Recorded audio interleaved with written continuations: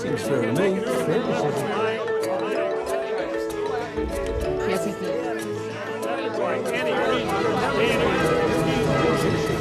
Well, if you don't know what fair is, you can't make it. That's like any reason.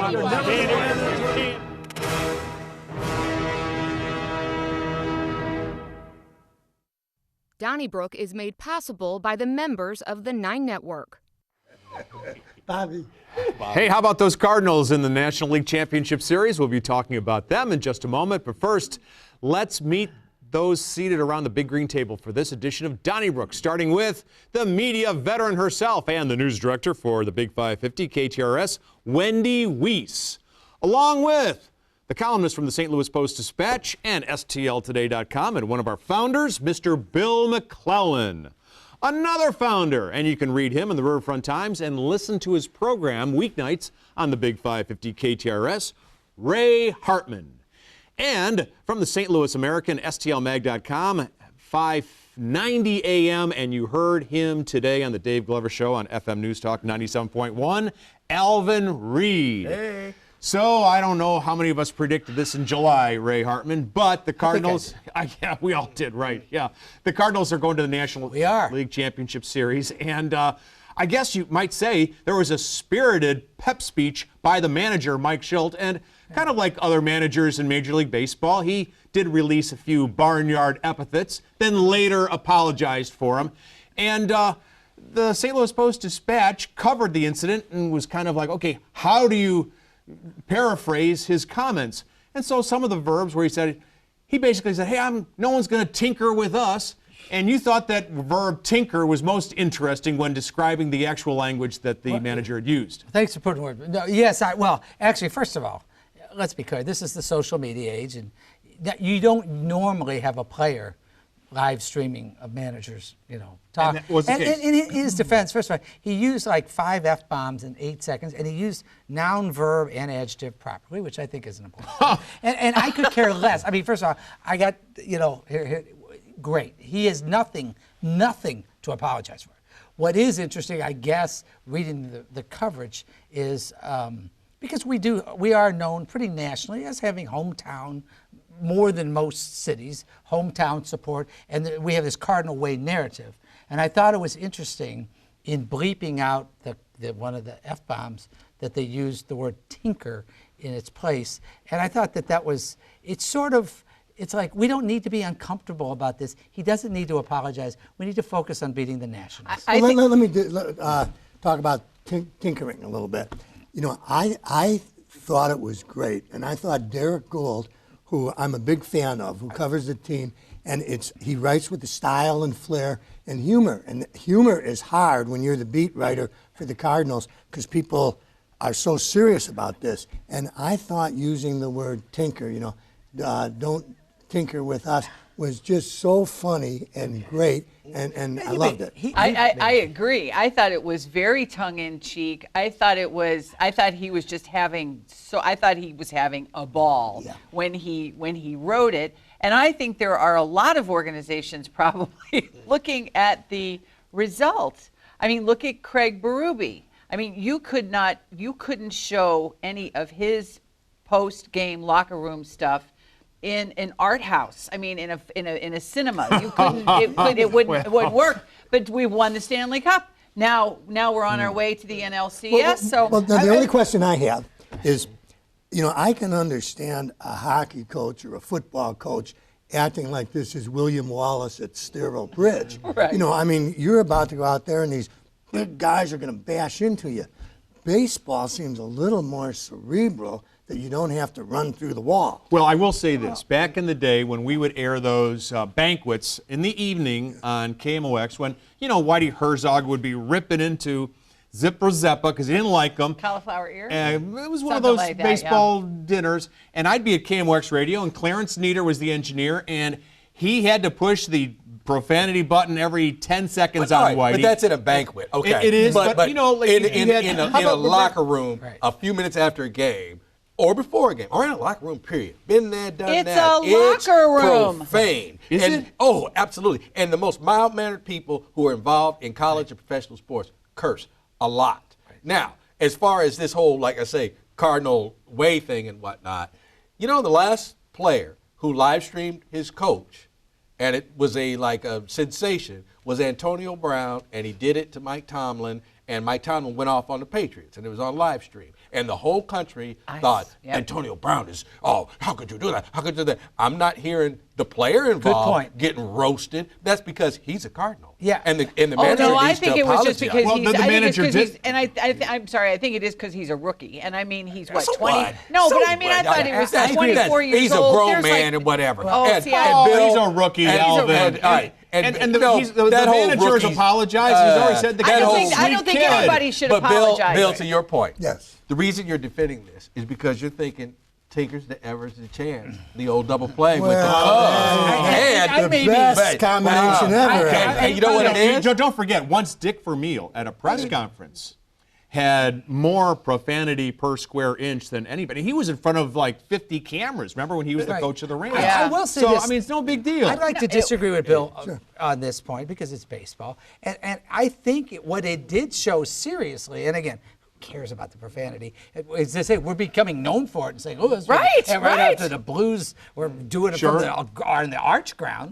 I mean, it's one thing on the ice, on the arch grounds, but the point is that it did show there was a little bad blood between the Cardinals and the Braves because he won, and he was like still angry about they started this blank. Well, wait, and it was like that's it was Bill, a little bit. No, But that I'm was sorry, Bill was it- Belichick-ish. That's like and they're gonna find something it to may hate be the me Nationals against the about. world. Wasn't Maybe this, you're right. but Okay. wasn't, but Well, wasn't speaking of this a that, though. good side of Mike Shildt? Yes. Seriously. Oh, it was a I think good every- side of Mike Yeah, All right, I thought it was. what do you fine. think, Wendy Weiss, about Ryan Helsley, who had expressed concern as someone who is Native American, and he is by ethnicity, nationality.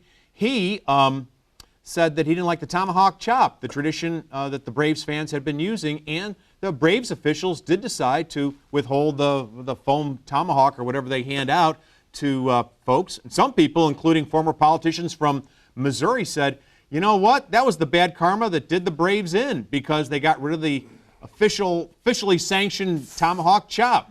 Well, who was the Cub fan that reached out and Barton. grabbed Barton. Steve? Okay, I hope this guy doesn't have that kind of impact, or that this doesn't have that kind of impact on his life. Because they didn't have their tomahawks or their and they lost. I just don't. I'm confused when it comes to because this was their 18. Was it like it's been 18 years? Yeah, I think it was since mid-90s, they've been yeah. there. But what I don't understand is the inconsistency. You've got the Redskins that are being told that you have to change the name of your team. You've got Atlanta and the tomahawk chop. You've got it in Kansas City every Sunday or when they're on the road. So I'm glad that they kept the foam tomahawks from the fans and that maybe it was juju and we helped us win. But I'm just still very puzzled by the politically correct or incorrect inconsistency. I'm not. No? I'm not. I'll tell you why not. Because this is one player. He's at least half Native. I don't know what percentage Native American. He's a Native American, and he's proud of his heritage. And he does not have to meet some standard to make everybody happy about political correctness. First of all, he was very respectful of the fans. He wasn't critical of them, and he expressed his point of view. He didn't demand that the Atlanta Braves no longer be called the Braves. He didn't make some giant political statement. He said he found it offensive. And if somebody else, it's like he has every right to that view, and now everybody's offended at him, and it's like he has the right to express that. And he did it respectfully. So what's the big deal? I don't know how many people are angry at him because I agree with you, Ray. I think he had the right to do it, and I thought Atlanta. I was very impressed with Atlanta saying, we're not going to hand it out and we're not going to promote it if he's pitching. I thought that's a really good way to handle it. Okay, Yeah. my question is, dude, where you been the last 20 years? Right, Okay, it's been- 'cause this He's thing going barely on. 20 years Right. old. But He's a so, rookie. Man, everybody's See? a rookie. Well, so no, but the excuse kid's it. like 22 years He hasn't old. been around. He hasn't had a forum until okay, now. so you got offended now, and it's been going on forever. All right, but here's the case. I go to play because I actually went to a game down here. Okay, I'm a opposing player, so I really got a problem with University of Mississippi and all this Dixie and all these Confederate flags running. Okay, and I would be ostracized by a certain community, and I'm not just talking about white people. I'm just saying, dude, your job is to play, football. Well, where is hey guy, It's your job to play baseball. It's a fair point, Alvin, and you got to do one at a time or maybe all of them together. But that doesn't diminish Helsley's opinion and the fact that I understand that tomahawk chop is demeaning. And it's very rare to have a Native American baseball player. It's his first, he's a rookie. It's his first time out there. And I don't think, listen, there's a lot worse cases. The Washington Redskins, there's a lot of things that are worse. That's not the point. He's got a right, and I think standing up in his first opportunity on the stage was a good thing. I'm sure some of our viewers will have opinions on the Cardinals and their success and some of these other issues. Alvin Reed, I want to ask you about a story that has lingered a long time in our area. In 2003, a 9-year-old boy, Christian Ferguson, was missing. His father, Dewan Ferguson, had claimed that the boy was carjacked and taken away when the father was driving him to a hospital and then stopped at a payphone at the corner of Page and Hodemont. And you know, they never really solved the case at all. The kid was missing. Now, the boy had some severe health issues, couldn't walk, couldn't talk. He couldn't survive for more than 3 days without his medicine. But then there was a 32-page police report that ended up in the hands of the Riverfront Times, and they found out that, among other things, the father's girlfriend's car was next to the payphone that he made the call at when he said his car had been carjacked or stolen, and then his car ended up near the girlfriend's house in Ferguson. All the while he was using a payphone when he had his own cell phone. So nothing really added up. And the father was most recently charged by Wesley Bell just this past week. 16 years. What was going on? I have no idea, because when this first happened, I was at the American. And, you know, we were involved in help, finding him and devoted lots of editorial and I think advertising space to finding him. And meanwhile, the newsroom was saying, like, the dad is involved in this. And there is no other way around it. If anybody's believing this, but I'm not the prosecutor, but Bob McCullough was. And quite frankly, I think out of sight, out of mind, and it's terrible. I mean, how could you not pursue this? How could you not say, like, it's my, before I leave this office, I'm going to send that guy to prison because I believe he did it. And where that was at, I have no idea. It's shameful, I think. Well, it'll be interesting to see, Alvin, if any new information has been developed. I mean, this probably was a situation where the police came and there was certainly a ton of evidence to make it seem like the father had some involvement in it. And I'm guessing that the prosecutor said, well, we need a little more. And it'll be interesting to see if there was a little more, or if Wesley Bell looked at it and said, we got enough. Then a lot of questions from McCullough. Well, when Wesley Bell, didn't he say all it took was a fresh set of eyes?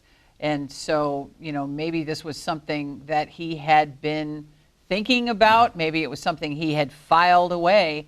But I'm glad that he did, because it was an absolute heartbreaking situation at the time, and I feel terrible that I had forgotten that there was just one of those. It was a cold case and that nothing else had happened. And he could be convinced, I can get 12 jurors to convict this man. And, maybe he's just an easy like this. He was a bounty hunter. I mean, and if he misses, what the heck? I mean, he's already trying. Right, he's free. I mean, right. Well, obviously, it's heartbreaking. But first of all, I am proud of my old newspaper. I want to be clear, I had nothing, it's zero to do with this story, but I think it's great that had the story. I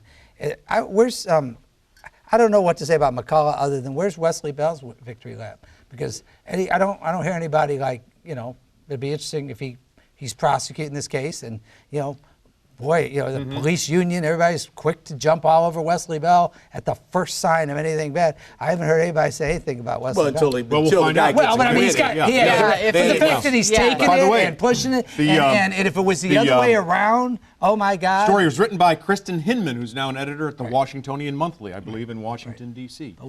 Hey, I want to ask you, I'll lay a little blame on city officials or area officials, Bill McClellan, when it comes to the STDs. It turns out that once again, I think for back to back, I mean, it's like 20 years in a row, we're leading the nation statistically when it comes to chlamydia and gonorrhea. And I just feel we've been concentrating on so many other things, some of them worthwhile, some not, stadiums and renovating this and that. And yet this is a real issue that affects people's lives. And where is the the major resource dedicated to reducing the chlamydia and the gonorrhea and the other STD numbers in this area? Well, I would say that falls on the families and the kids and spiritual leaders. I mean, I don't think you can blame the politicians, who are blameworthy for many, many things. But if people are going to have unprotected sex, this happens, Charlie, and I don't think you can say that's the health commissioner, or that's the mayor, or that's, I don't. Well, I think that if you put forth a for real campaign and didn't hide from it and basically said like, hey, young people, families, everybody else, in this city, you have a greater chance of getting an STD than any other city in America, you know? So just be upfront about it. Signs, commercials. Billboards. Billboards, Well, no, I think right. Alvin's right. But what action is taken? Every year, we're number one, and then it just goes away. Well, you got to be know? number one in something. Right. No, but Alvin's point's well taken. And I guess we're all part of it, because I don't know that I'm out there campaigning about this. I can't imagine that Explore St. Louis is going to use this as as a tourism thing. But it's not so much a criticism of politicians, but all of us. If we consistently have this rating, we should be talking about resources in public health education, something proactive to deal with it, shouldn't we? Right. Well, I mean, something. and I don't know. this Well, is I don't know one what it way is. when we have the statistics of the city and the county that they are not separated. That certainly doesn't help. Good point. But in terms of the blame. No, we cannot blame the politicians. I'm with Bill 1,000%. You have to blame the people. If you look at other cities where they're apparently getting the word about how to protect yourself and your future fertility and all of that and your health, then people here are just maybe below average in terms of intelligence. Maybe we should put it in the schools. Well, you know? I was going to say there's a difference between maybe. not blaming them, but being Or proactive. parents, Well, I'll say parents this. need Doing something parents need to proactively. talk to their children. In the month of September, Angels in America ran at the Rep, and it showed how, this was an issue, AIDS, that was largely ignored. And, there were some activists who went after Reagan, and others said, hey, this has got to be front and center. Let's do something about it. And they persisted, and they forced leaders in Washington and elsewhere to deal with AIDS. And they made some progress there. But, it's not going on when it comes to STD, but that's a real serious health issue. AIDS was a death sentence. It was, back yeah, I then. agree. mean, It's and different, but this is obviously serious. bad. But it's serious. It seems unique. It's like STD and STL. It's unique to us. That That we have sounds this like a type- marketing It's slogan. like, there you go. Well, we're but I mean, changing our it's like, airport code do to something STD. about STD. No, Hey, but I'm saying we all need to right. do something. Well, how about about this, Like Ray? that. Where the public safety director, Right. Jimmy Edwards, was in our friend and colleague Right. Sarah Fenske's show, St. Louis on the Air on St. Right. Louis Public Radio. Right. And he was talking about the horrific number of homicides, especially among youth.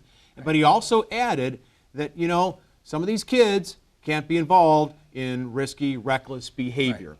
Then 12 organizations, including Arch City Defenders, Forward Through Ferguson, the ACLU, got on his case and say, hey, do not blame the victims, Judge Edwards. Now, he knows a lot about juvenile crime. Do you doubt anything that he said about this? I think good for the Arch City Defenders and the ACLU and the others for speaking up about these are children, including the ones that are teenagers.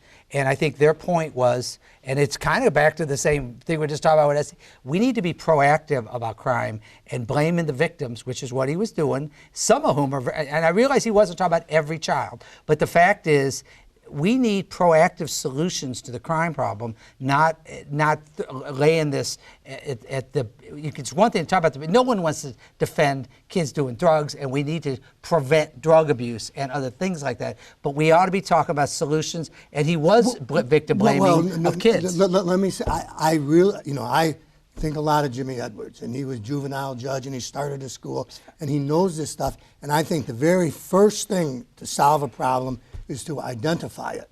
And when you have 15 and 16-year-old kids and 13-year-old kids out at 2 in the morning and gang banging around, you got to say there's some responsibility there. Of course you do, but we all know that. No, problem's that's there. what you're now calling victim blaming. What Jimmy Edwards said was these kids are involved in risky behavior, and that's got to stop. And to say that that's victim blaming, I don't think so. I mean, I think it's pretty obvious that the 3-year-olds and the 4-year-olds and the 7-year-olds and the 8-year-olds, I think anybody with an ounce of common sense knows that he is separating those from the ones that he's focusing on. But I'm so tired of this. You know, Bill is right. You have to identify. The truth can be very, very uncomfortable. But if it's somebody like Judge Edwards, then everybody, instead of demanding that he apologize, I think we need to pay attention. And well, you know, he did point out that 2 of the kids, and by the way, every kid who dies, that's tragic. But, of course it is. You know, one kid had been an alleged carjacker, and the other had an extended magazine, drugs, and tons of cash.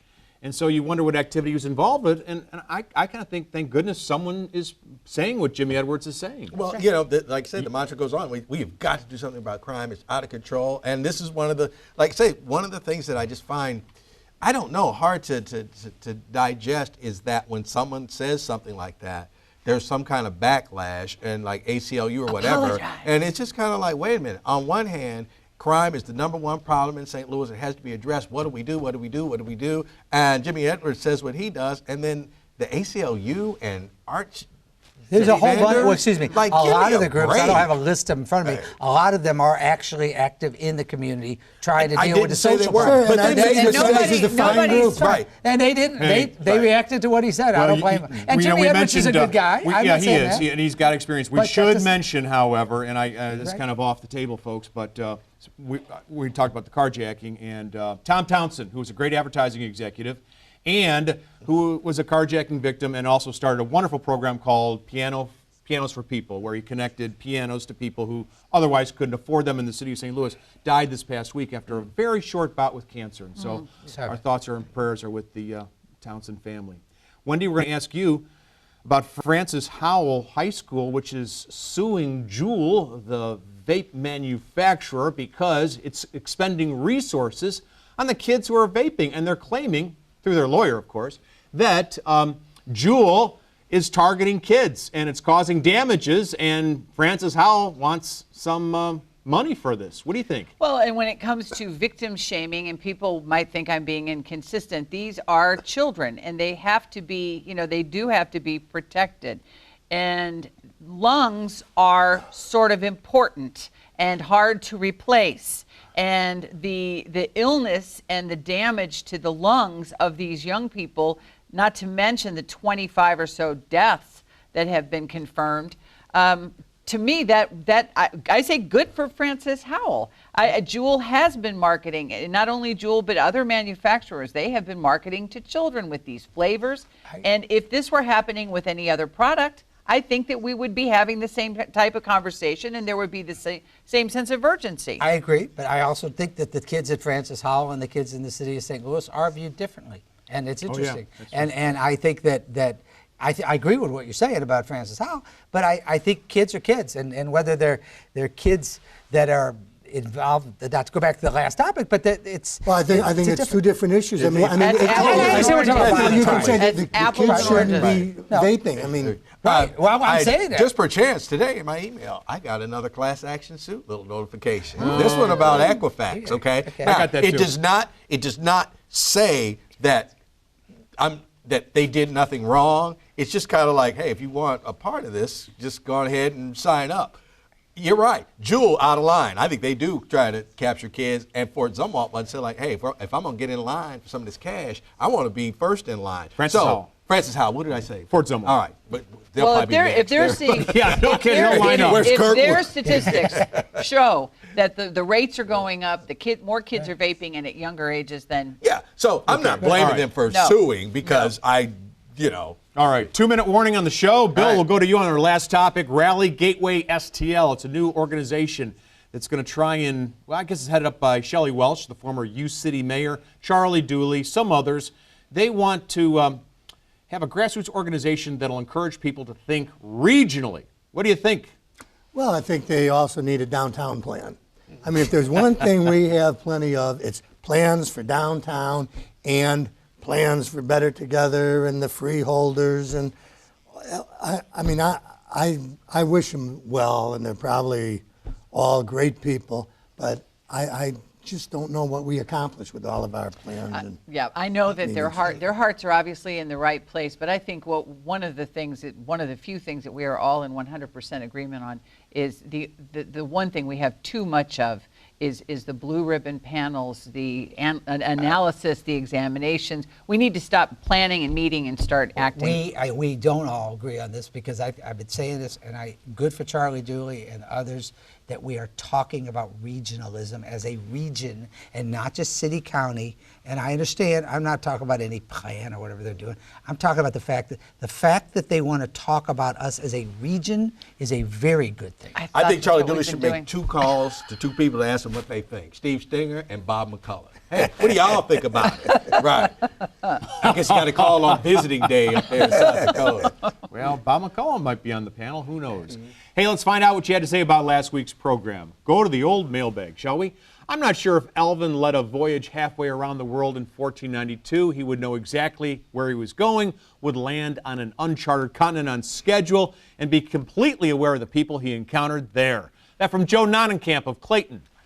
We also heard from Tim King of Fenton, who wrote, I'm hoping to hear someone involved with airport privatization say if the public will have any input in operations once the privatization takes place. Tim lives in Fenton. We'd like to hear from you. Care of KETC, 3655 Olive Street, St. Louis, Missouri, 63108. We invite your letters at ketc.org through email and those tweets, hashtag Donnybrook STL. We invite you to listen to us on your favorite podcast, Apple, Spotify, Google Play, and TuneIn. And that would be this week's edition. Thank you so much for joining us, but don't go away because Ray Hartman and Alvin Reed will be taking your phone calls in just a matter of moments. So thank you so much for joining us. Go Cardinals, and be nice to Alvin and Ray. Donnybrook is made possible by the members of the 9 Network.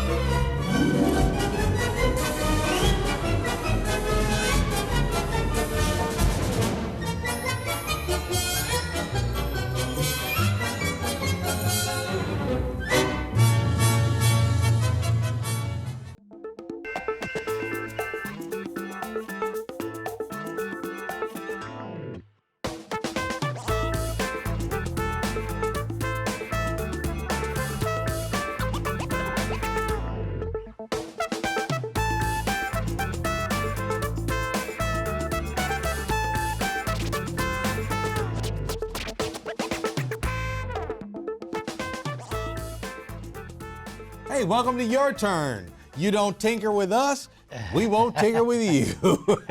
Ray Hartman, Alvin Reed. Let's go to Pamela in Cherryville. Hi, Pamela. Hello, gentlemen. How you doing? Hello, gentlemen. Hello. Hi. Are you there? We're here. Yep. Yes. I just want to make a comment, brief, about the whole thing with talking about the sports teams and the Kansas City Chiefs, the Tomahawk, the whole Atlanta Braves. That's a bunch of nonsense. I'm half of Native American Indian, and I find no offense to that. And I commend Marlon Brando for declining his award for the way they portray Indians in films. Indians, if someone walked on your property and said, I'm taking this, you would have a problem with it. Okay. That's all I got to say. All right. Hey, Pamela, before you go. you. Wait, you still there, Pamela? Yes. Hey, Yes. if I don't know where a town is, I always ask where it is. So where's Cherryville? Well, you know where Steelville is, the floating capital Yes. of Missouri? Yeah. Well, it's about 8 miles outside of that. Well, Okay. thanks for calling. Thank we you. appreciate it. And let's go to Paul from Thank you. St. Louis. Hello, Paul. Yes, I just want to remind your viewers that they can get your show at 7:30 tomorrow night with people who did not get it tonight. Okay. All right. Hopefully we'll remember our lines for that show. Yeah, well. And Jimmy Edwards tells the truth, just like Jeff Vallarta, and some of you liberals can't take it, but he speaks the truth. All right. That's all I have to say. Thank you. Have a good night. All right. You realize he's liberal. I'll be watching. Right. I mean, you realize, I'm telling Paul that you realize Jimmy Edwards is a liberal person. So. Right. I don't think that, I'm not sure what truth I can't do. Yeah, right. But thank you for the call, Paul. Floyd in St. Louis. Hi, Floyd. Yeah, I want to make a comment about the Jimmy Edwards comment. I can't believe that a public safety director would make comments like that, especially an ex-juvenile judge. We should know that if we had more mentorship programs, spent more time on educating kids, they wouldn't be out there doing what he's accusing them of doing. Okay. And he's talking about 2 individuals out of 14. We need some new leadership. We need a city manager who understands how to run a city. We need a police chief who understands policing.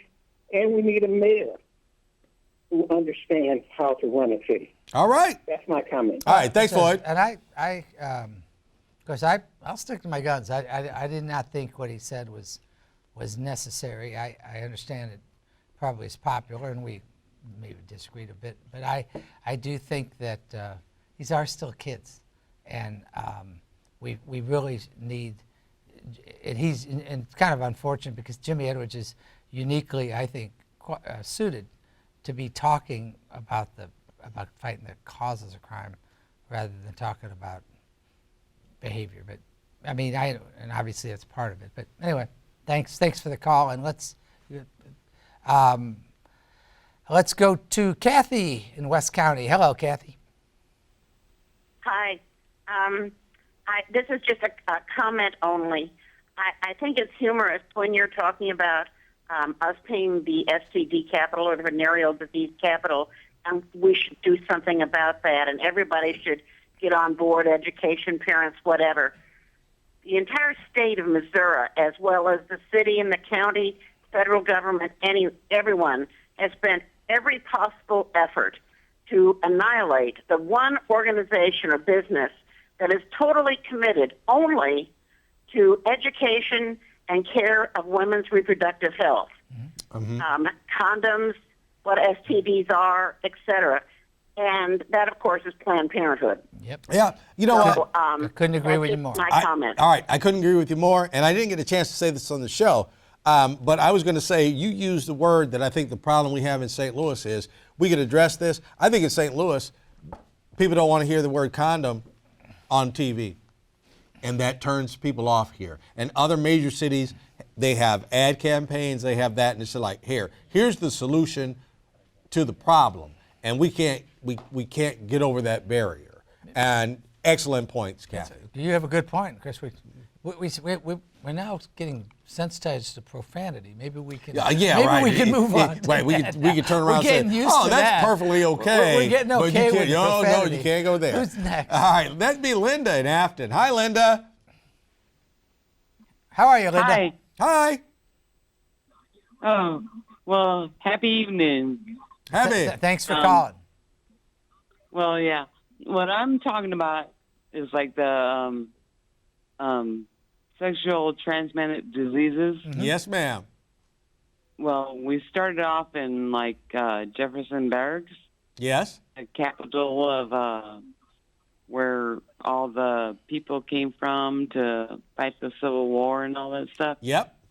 And so at that time, everybody came, and all the prostitutes and all that other stuff. Okay. So we were the highly populated All right, prostitutes. Linda, what's your point? Get to your point, Linda. Okay, the point is that we've always been there. All right, we're still there. Well, Thank you, Linda. It's the way it's always been. Yeah, I guess and it can't change, I guess. Let's All go right. to Crystal from Swansea. Hello, Crystal. What's on your mind? Hi, good evening. Congratulations to the Cardinals. I'm born and raised in Georgia. I'm now here in Illinois. bad loss for the Braves, but congratulations to the Cardinals. Well, thank you for I want that. to talk about the I want to talk about the STDs. You know, That's a heck the of a last call was transition. correct. That was a big transition. Yeah, okay. We have to educate. We have to talk about what the symptoms are, how you treat them. It's a shame that Planned Parenthood was cut, but we have to go look at our local health departments. They should be at the helm of this, because now sexually transmitted diseases are now becoming antibiotic resistant. Now, you know, you have to educate and say, listen, take all your antibiotics, complete it, no matter if you feel good or not, complete your antibiotics, because now antibiotics, they're becoming super infectious. So now they're having a hard time finding antibiotics to even treat, you know, gonorrhea, syphilis, because now, again, it's coming super infectious. So we have to, I think that the local health departments will have to take this by the helm, since the Planned Parenthoods have been cut the way they've been cut. So that's my thought on that. Thank you. All right. I appreciate it. Thank you so much. All right, let's go to Tony in Bridgeton. Hi, Tony.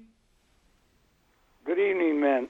Columbus Day is Monday, and I don't know if people know this or not, but Columbus, his father was Italian, but his mother was Jewish. Yes. And in 1492, they were conducting the Inquisitions in Spain, and the Jewish people were being persecuted and butchered. And so Columbus sailed to find a new homeland for the Jewish people. And the Native Americans should get on their knees and thank God that he did sail, because he brought the gospel of Jesus Christ to the New World. Right. And they would have died in their sins. All right. Well, I heard you. Okay. Right. And, you know, hey, praise Lord and a whip. Well, I'll move on to Doug from St. Louis. Hello, Doug. What's on your mind? Greetings. Regarding the vernacular in the locker room, yes, it is my opinion that if you cannot get your point across without the use of profanity or vulgarity, you have an insufficient command of the English language, and you should take remedial English. All right. Okay. I hear you, but I'm just going to tell you, Doug, I have covered sports. I worked at a Division I, football team when I was in college, and it's not about making a point. It's about emphasizing a point. Wait a minute. We got some breaking news here. KU. Yeah. There's some bad language at KU. There's bad language. We don't have that at Mizzou. No. There's bad language. We don't every tolerate sideline. that at Mizzou. Any locker room.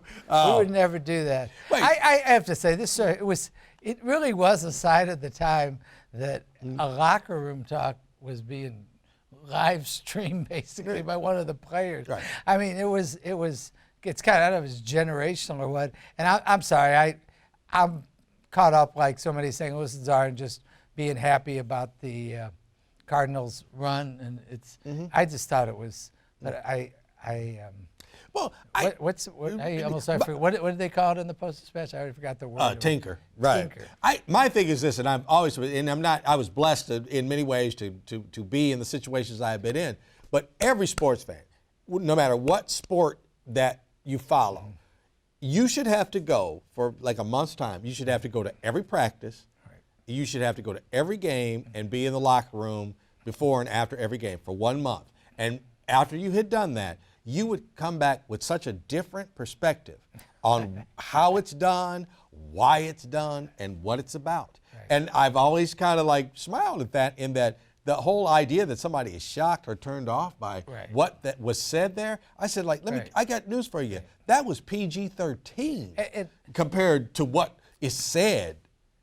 Right. And so, I want to say this. Bill did Derek Gould's a really good writer. And I didn't pick up that he was being ironic, but maybe he was. With this thing, maybe he was. He was. He might have been, and if he was, I'm wrong, because I just thought when you sanitize, I don't know. It's just no. I agree. I agree. Let's move on. Who's next? That'd be Dave in Defiance. Hi, Dave. How you doing, Dave? Good evening, Alvin. Good evening. Thanks for taking my call. Sure. I just got a comment about locker room situation. Mm-hmm. I would think, let those who never use a bad word cast the first stone. Agreed. And then and my other comment would be, what is the player thinking when he's putting this out on social media? That, to me, I don't go for that. I agree. I'm guessing he had a little explaining to do at the end of the night. Right. I I agree with you so emphatically that I want to say something, but I can't say it. Yeah. On Well, the air, so I will say I'm not gonna this, do it. and I'm not, you should not live stream anything out of a closed locker room, okay, or a closed meeting or anything like that. But I will say this: if my manager never responded in a way like that, I might be thinking I'm capturing for Cardinal Nation the speech he's going to give us, and it's going to be a heartwarming. Way to go, guys. Let's go to the next round. I love every one of you. Have a good time. But he got something different. He shouldn't have done it. But I think he was probably caught by surprise, and it's too late when you got live stream up there. It's all good. It's all good. Are we being live streamed now? Probably so. Okay, well, we would be careful. Right, so don't launch. Let's go to the Twitterverse then. I want to get off camera. The Tinkerverse. Surprised at Alvin's criticism of Ryan Helsley. The PD's Derek Gould asked him his impression of the tomahawk chop, and he had his honest opinion. He wasn't out to start trouble. He was asked a question, and he answered it. I'm not criticizing him. I never did criticize him. I'm saying that there's different situations involved, and also that, it's been going on a long time, dude. Yep. And being young is not an excuse for not knowing what's going on. Well, I still stick up for it. That was Mert Watson. We have any other tweets? We have JDR in 1949 tweeting, a common thread in the conversation about STDs and the deaths of so many young people might be parental supervision that is lacking. Just my observation. All right.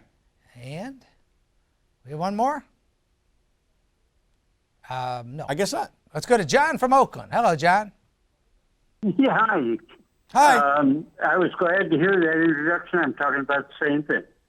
I was enjoying my dinner on the patio this afternoon or this evening while you were discussing the STDs. And that's great with your dinner. Always, yeah. Anyway, there was a thunderbolt when I couldn't. That broke up the reception. Mm-hmm. But right between your. Are you hearing me? Yeah. Go right ahead. Okay, all right. Right between your segment on STDs and Jamie Edwards' situation. And I thought I didn't hear the transition, so I thought you were still talking about the same thing, STDs. But in fact, you're talking about now. And so I looked up the issues that Jamie Edwards was talking about. And there are 6 kids under 11 that were murdered. And then, and I find out that the other 5 are 15 and older. Now, does that say something? The other 5 were the ones that are out, older, and involved in the violence. Right, responsible for their own behavior. Well, we hear you, man. Thank you for the call, John. We appreciate it. Thank you. I've been hearing for 33 years that we talk all over each other. I've never heard that we got interrupted by a thunderbolt. Yeah, that was good. I like that. Bill at Bonne Terre. Hi, Bill. How you doing? Hi, Bill. Hey, guys. I called about the mascot thing, but real quick, I'm going to write you a song about the STD problem in St. Louis, and I'm going to rewrite the words to the Hokey Pokey. All right, okay. Yeah, well, you keep that and send this to us in letter. All right, thank you. The mascot thing, the woman said she wasn't offended. Well, she don't speak for all Native American people, just like I don't speak for all white people. Alvin don't speak for all black people. Absolutely, right. And, if the New Orleans Saints, if they had somebody come out dressed as a priest throwing holy water around, I don't think anybody would like that. They have people that have, like, the Vatican hat that has saints on it. Right. But the Native Americans to have pointed out that those are religious symbols that are being often paraded around. And I don't, it's a tough issue, and I'm not really a purist about it, but I certainly think that a Native American baseball player has every right to express himself like that. And he did it so respectfully. He was not critical. He acknowledged that the fans in Atlanta should root for their team. For a young kid, I thought he handled himself perfectly. Bill, I'll give you this example. I had been to a football game when I worked in Arkansas at the University of Mississippi. And I went pretty much for anthropological study. I wanted to see it. I wanted to experience it. And the Confederate flags and the fight song is Dixie. And look, it doesn't sit right with me, but at the same time, I thought to myself, hey, you know what? Half that team running out here on the field, jumping up and down is black. And I said, like, that's on them brothers. It doesn't matter hey, you cool? Who won? Arkansas won. All right. Arkansas won. And I'm a big Arkansas fan, but I worked down there. So let's go to Max in Veronica Park. Where's Veronica Park? Where's Veronica Park, Max? Good evening, gentlemen. Veronica Park is a fashionable suburb of Baden. Okay. All right. Here in St. Louis. Okay. And the public service announcement is begging to be made. Hey, thinking about having unprotected sex in St. Louis? Think again. Yeah. Then you give the stats and you end the announcement with put a cover on it. Yes, I agree with you 100%. That was the point I was making. Most of the stations in this town would not run it even after midnight. I agree with you. That's what I was saying about the word condom. At least I dare them to, and I at least dare some shop to put this together and see where we go with it. I agree. Let's see if the mayor wants to champion it. Let's see if a doctor, in the St. Louis County, Dr. Sam Page? Samuel Page. Yeah. If he wants to champion it. All right, we'll find out. Just a thought. It is. Hey, Thank you. STDs and the STL. All right. That was Ray's. Ray, you ought to. You might want to get on that copyright. Gotta get a copyright lawyer already. All right. Who's up? Rick in Florissant. Hi, Rick. Hey, guys. The guy on Twitter had it exactly right that Ryan Helsley was simply responding to a question that was put to him. But it might affect him more than other people simply because he's a member of the Cherokee Nation, and they were forcibly removed from Georgia along the Trail of Tears. Yes. So it's more personal to him because it was his family, his people. Right. Okay. No, I agree with you. I will say this, too. 90% of the things that ever end up in some kind of controversy, they're responding to a question. So the whole, he was just responding to a question. I don't think he said anything wrong, but I just want to clarify that most of the times where people said something that ended up making headlines, they were responding to a question. And I have to tell you, I have always found that, I've just found it obnoxious. I think that forever that they've been doing that chop. I mean, and again, reasonable people disagree. I'm not running around demanding they change the team name, but I've never, of course, maybe I just don't want to hear it. But absolutely. But I obviously don't speak with the moral authority of a Native American who's out there pitching on that with all that going on. Right. So, back in the 90s, there used to be a saying, okay, and when Atlanta played Cleveland in the World Series, okay, they were doing the chop, all right? And when they went to Cleveland, some people in this stands, and this is not a bad thing I'm about to say because this was like a 90s saying. They had signs that said chop dis, okay? And Major League Baseball said like, no, don't show those signs anymore.